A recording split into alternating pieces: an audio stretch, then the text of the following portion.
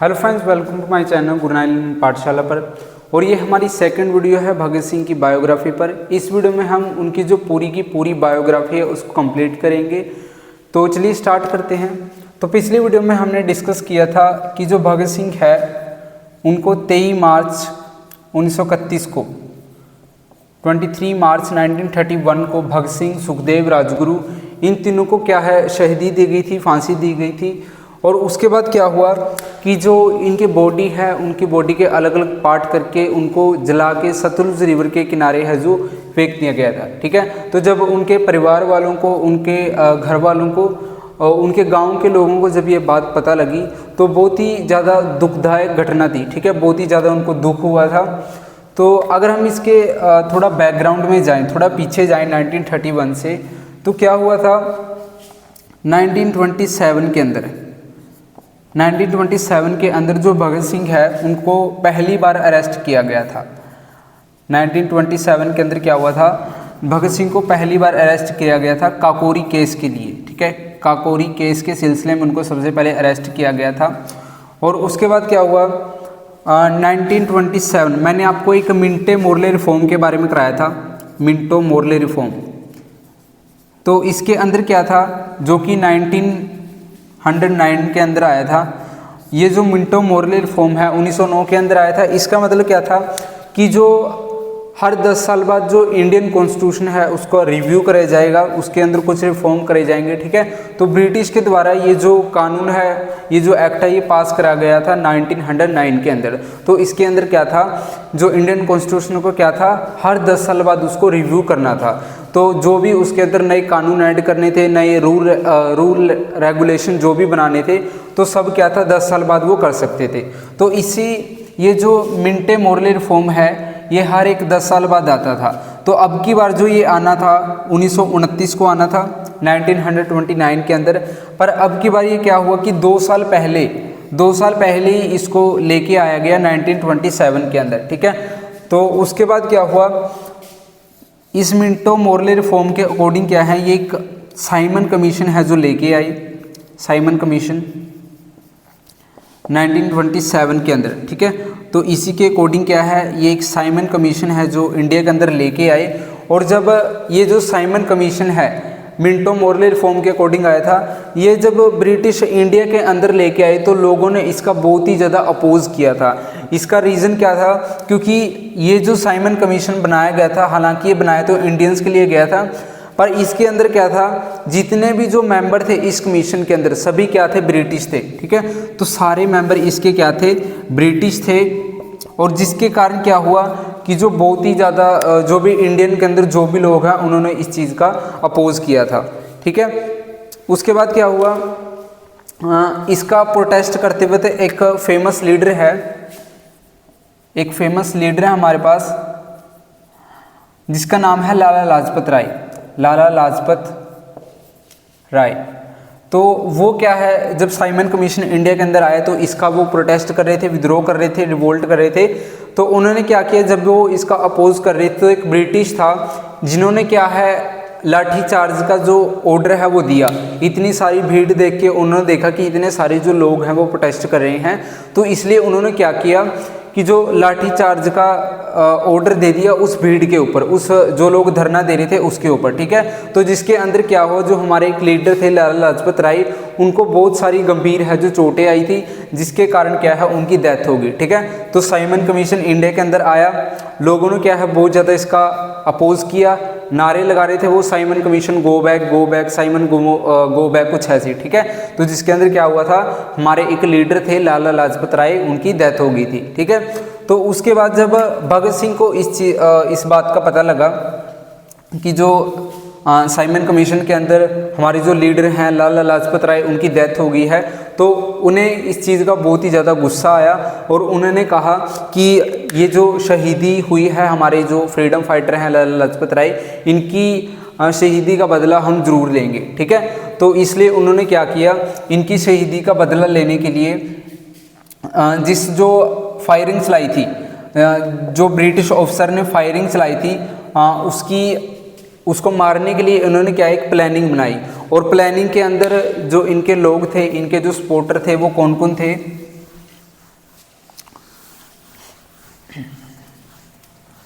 तो इन्होंने एक प्लानिंग की, जिन्होंने ये जो लाठीचार्ज है करवाई थी, या फिर हम कह सकते हैं जिन्होंने लाला लाजपत राय की डेथ का जो कारण थे, उनकी शहीदी का जो कारण थे, ठीक है।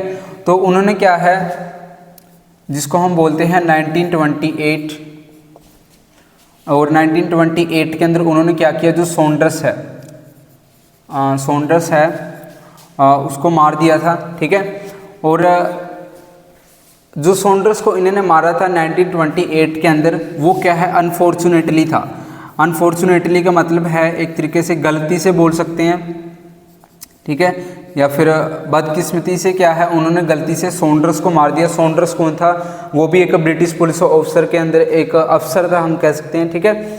तो उन्होंने क्या हुआ, गलती से जो सॉन्डर्स को मार दिया, बट एक्चुअली के अंदर जो फायरिंग चलाई थी वो चलाई थी जेम्स ए स्कॉट ने। जो फायरिंग का ऑर्डर किसने दिया था, जेम्स ए स्कॉट ने दिया था। लेकिन उनकी प्लानिंग के अंदर, जो भगत सिंह ने प्लानिंग की थी, उसके अंदर कौन मारा गया, सॉन्डर्स मारा गया, ठीक है। तो जेम्स ए स्कॉट ने जो है फायरिंग का ऑर्डर दिया था, लेकिन गलती से किसको जो है एक तरीके से मार दिया गया, सॉन्डर्स को, ठीक है। तो उसके बाद क्या हुआ, अगर हम इनकी जो इन्होंने प्लानिंग की थी भगत सिंह ने, उनकी प्लानिंग के अंदर कौन कौन इन्वॉल्व था, तो पहले जो भगत सिंह था वो तो खुद ही था, भगत सिंह, क्योंकि इन्होंने प्लानिंग की थी। उसके बाद राजगुरु, भगत सिंह, राजगुरु, चंद्रशेखर आजाद, चंद्रशेखर आजाद, और एक लेडीज भी थी, एक लेडी भी थी जो कि इनकी प्लानिंग के अंदर इन्वॉल्व थी, वो है दुर्गावती देवी। कौन थी, दुर्गावती देवी। और एक था जयगोपाल, ठीक है। तो ये कुछ लोग हैं, कुछ सपोर्टर हैं भगत सिंह के, जिन्होंने क्या है, इनकी ये जो प्लानिंग है इसके अंदर उनका सपोर्ट किया था, ठीक है। तो उसके बाद क्या है, जब इन्होंने सॉन्डर्स को मार दिया था, तो 1929 के अंदर, 1929 के अंदर जो भगत सिंह है, उन्होंने कहा कि अगर हमें जो हमारे देश के लोग हैं उनको जगाना है, ठीक है, उनके अंदर जो नेशनलिज्म वाली फीलिंग अगर लेके आनी है, तो कोई जो बड़ा धमाका वो हमें करना होगा, ठीक है। तो इसलिए इन्होंने क्या किया, एक असेंबली बॉम्ब केस है, उसके नाम से हम इसको जानते हैं, असेंबली बॉम्ब केस, ठीक है। तो ब्रिटिश की एक असेंबली चल रही थी, जिसके अंदर इन्होंने क्या किया, जो एक बॉम्ब है वो गिरा दिया था, ठीक है। पर इस बॉम्ब का गिराने का इनका रीज़न ये नहीं था कि उनको लोगों को नुकसान पहुंचाना था या फिर ब्रिटिश को मारना था। उनका रीज़न सिर्फ ये था कि इसके कारण, ये जो धमाका हम करेंगे, इसके कारण जो लोग हैं उनको थोड़ा सा जागरूक किया जाए, उनको आज़ादी के बारे में बताया जाए, देश का असली हकदार कौन है उसके बारे में बताया जाए, ठीक है। तो इसलिए इन्होंने क्या है, जो असेंबली है ब्रिटिश की, उसके अंदर बॉम्ब गिराया था, ठीक है। 8 अप्रैल 1929 की ये बात है, 8 अप्रैल 1929 की, 8 अप्रैल 1949 की, ठीक है। तो इस दिन इन्होंने क्या किया, जो असेंबली के अंदर एक बॉम्ब गिराया था। और उसके बाद क्या हुआ, और ये बॉम्ब गिराने का कारण एक रीज़न और भी था कि जो इंडिया का उस टाइम पे वॉइसरॉय था, लॉर्ड इरविन जो उस टाइम पे वॉइसरॉय था, वो क्या है, इसी दिन 1929 को क्या है, वो 2 बिल है जो उसने पास किए थे, ठीक है। जो 2 बिल है वो लागू किए थे। पहला जो बिल था उसके अंदर क्या था, वो था public safety bill, public safety bill. और दूसरा जो बिल है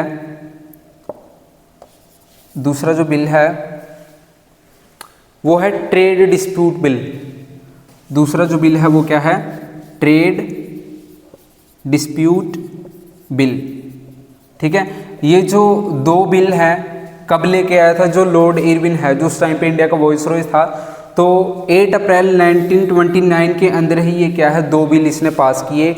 एक तो था पब्लिक सेफ्टी बिल, एक था ट्रेड डिस्प्यूट बिल, ठीक है। तो इस चीज़ का ये जो बिल उसने पास किए थे लॉर्ड इरविन ने, इसका अपोज करने के लिए भी जो भगत सिंह है उसने क्या किया था, असेंबली के अंदर जो बॉम्ब है वो गिराया था, ठीक है। तो इसका अपोज भगत सिंह ने क्यों किया था, क्योंकि इसके अंदर क्या था, जो पब्लिक सेफ्टी बिल था, लोगों को बिना किसी अपील के, बिना उनको एक तरीके से सूचित करे, बिना उनकी एफआईआर दर्ज करे, जिस पे भी ब्रिटिश को शक होगा तो वो क्या है उनको जेल के अंदर अरेस्ट कर लेंगे, ठीक है। तो ये जैसे हमारे पास एक रोवलेट एक्ट आया था तो बिल्कुल वैसा ही था ये, ठीक है। उसके बाद क्या है trade dispute bill. Trade dispute bill क्या था कि इसके अंदर जो वर्कर्स हैं, जो मिल वर्कर्स हैं या फिर कोई भी अगर वर्कर्स हैं वो क्या है प्रोटेस्ट नहीं कर सकते, ठीक है। ब्रिटिश के खिलाफ वो क्या है प्रोटेस्ट नहीं कर सकते। और भगत सिंह का मानना ये था कि अगर हम किसी के खिलाफ आवाज़ नहीं उठाएंगे, प्रोटेस्ट नहीं करेंगे तो हम कभी भी आज़ादी प्राप्त वो नहीं कर सकते, ठीक है। तो ये जो 2 बिल हैं, इसलिए जो भगत सिंह है इसने इसका अपोज किया था। और जो असेंबली हो रही थी उस टाइम पे भगत सिंह ने वहाँ पे क्या किया, एक बॉम्ब गिराया था